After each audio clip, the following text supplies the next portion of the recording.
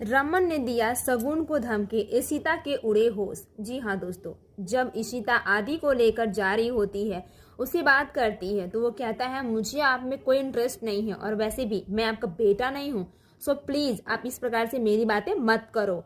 जब इधर पता चलता है रमन को, तो रमन बात करता है मिहिक से और बोलता है कि आज न इशिता लेकर गई है आदि को, तो वो साफ साफ कहता है कि आप बेफिक्र रहो, बहुत अच्छे से इशिता भाभी उसे संभाल लेंगी। आदित्य जाता है कपड़े दुकान में अपनी यूनिफॉर्म लेने के लिए, तो दोनों के बीच कुछ ऐसी मिसअंडरस्टैंडिंग हो जाती है जिसमें आदित्य अपना रौब दिखाता और कहता है कि ये 30,000 का है, ये लो पैसा और ये रफा दफा करो, मुझे ज़्यादा बकवास पसंद नहीं है। इशिता कहती है कि आदि ये क्या तरीका है बात करने का, बड़ों से हम बात कर रहे हैं ना, तो आप बीच में क्यों पड़ रहे हो। इधर रमन का होश उड़ा हुआ है, रमन का कुछ दिमाग नहीं काम करता है कि आखिर इशिता अभी तक आई क्यों नहीं। इधर आदित्य की हर हरकत से वो सोचती है मन में कि पता नहीं शगुन ने कैसी परवरिश दी है, उसे इतना भी अंदाजा नहीं है कि बड़ों से किस प्रकार से बातें करनी चाहिए। इधर जब रमन की नजर पड़ती है उस कार पे, तो पता चलता है कि 3322 लिखा हुआ है, तो वो समझ जाता है क्योंकि इशिता ने इसी का नाम लिया था और कहा था कि ये वही गाड़ी है जिसने हमारी अम्मा को ठोका है। रमन को बहुत गुस्सा आता है, उसका कोई दिमाग नहीं काम करता, मन में सोचने लगता है कि हो ना हो इसमें कहीं परमजीत का हाथ तो नहीं है, क्योंकि ये गाड़ी तो उसी की है। उसे बहुत गुस्सा आता है और गुस्से में चला जाता है वहां से। इधर जब इशिता वो ड्रेस देखती है तो इशिता आदित्य बहुत गुस्से में रहता है और अपने घर से गाड़ी मंगवा कर वो बिना कुछ बताए वहां से चला जाता है। इशिता बहुत टेंशन में, उसका कुछ भी पता नहीं चलता। दूसरी तरफ जब शगुन की से बातें कर रही होती है, रमन वहां पे पहुंच जाता है और कहता है कि तुम किसे प्रोटेक्ट कर रही हो, उस हैवान को जिसने मेरे घर की बेटी को किस प्रकार से तोड़ दिया है। तुम्हें दिमाग काम करता, तुम क्या बोल रही हो, तुम्हें क्या समझ में आ रहा है। शगुन कहती है पॉइंट ऑफ व्यू पे आप बात क्या है वो मुझे बताओ। इस बात पे लेके बहुत ही ज्यादा गुस्सा हो जाती है शगुन और वो रमन कहता है कि तुम उस इंसान को या फिर तुम खन्ना किसे बचा रही हो जो तुम सोचो अगर वो तुम्हारी आई होती तुम्हें किस प्रकार से फील होता।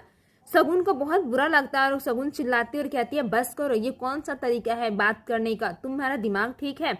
फिर रमन एक एक करके वो सारी बात बताता है और कहता है कि मैं अभी पुलिस को फोन करता हूँ, अब तुम्हारा दिमाग ठिकाने पे आएगा। इस बात को लेकर शगुन बहुत डरी हुई है, वो बोलती है कि प्लीज ऐसा मत करो, मेरा बहुत बड़ा ये हो जाएगा।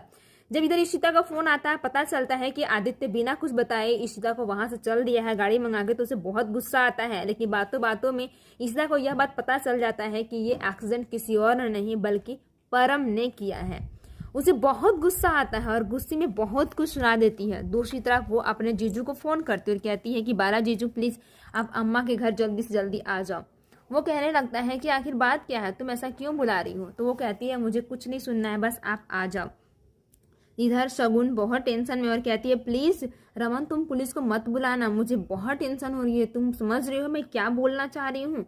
तभी वहां पे बाला आ जाता है अम्मा के घर और कहता है कि आखिर है क्या। फिर बंदू पहुंचती है तो पता चलता है कि बंदू प्रेग्नेंट है, तो बाला को बहुत खुशी होती है।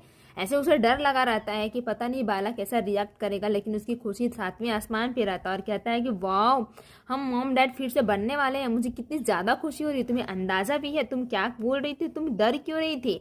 फिर बंधु कहती है कि हम एक बच्चे तो अफोर्ड भी नहीं कर पा रहे हैं, दूसरा बच्चा हम कैसे कर पाएंगे। तो वो कहता है बाला कि तुम बिल्कुल चिंता मत करो, भगवान ने दिया है तो वो सब कुछ ठीक कर देगा। और इस बात को लेके बहुत ही दो लोग खुश नजर आते हैं। और इधर बंधु कहता है कि अभी हमें निकलना होगा क्योंकि इशिता ने फोन किया है। इधर रमन बहुत ही बदसलूकी से उससे बात कर रहा होता है, कहता है कि तुम क्या कहना चाह रही हो, मुझे कुछ समझ में नहीं आ रहा है। फिर शगुन कहती है कि वो ना ही परम ने किया और ना ही खन्ना ने किया, वो एक्सीडेंट मुझसे हो गया था गलती में, जो कि मैं नहीं चाहती थी और मैं डर के मारे में किसी को बताया नहीं, वो मुझे प्रोटेक्ट कर रहे हैं। इधर उनकी आई साहब बहुत ज्यादा खुश है। इशिता कहती है कि अम्मा आप ठीक हो ना। रूही वहां पे पहुंच जाती है और कहती है मम्मा क्या बात है। तो वो कहती है आप प्लीज बाहर जाओ खेलने के लिए, मुझे कुछ जरूरी बातें करनी है, सो प्लीज अब बाद में आना। यह बात सुनते ही बहुत खुश नजर आते हैं वो लोग। और इधर जब सबको पता चलता है कि ये एक्सीडेंट किसी और ने बल्कि परम ने किया है, तो बाला के पैरों तले जमीन खिसक जाता है, क्योंकि इशिता ने आधी अधूरी बात जो सुनी थी रमन के कान से और रमन के फोन से, तो वो समझ नहीं पाती है। इधर बातों बातों में शगुन कहती है प्लीज रमन ये मुझसे हो गया था, प्लीज मुझे माफ कर देना, वो मुझे प्रोटेक्ट कर रहे, मुझे नहीं पता था, मैं डर गई थी।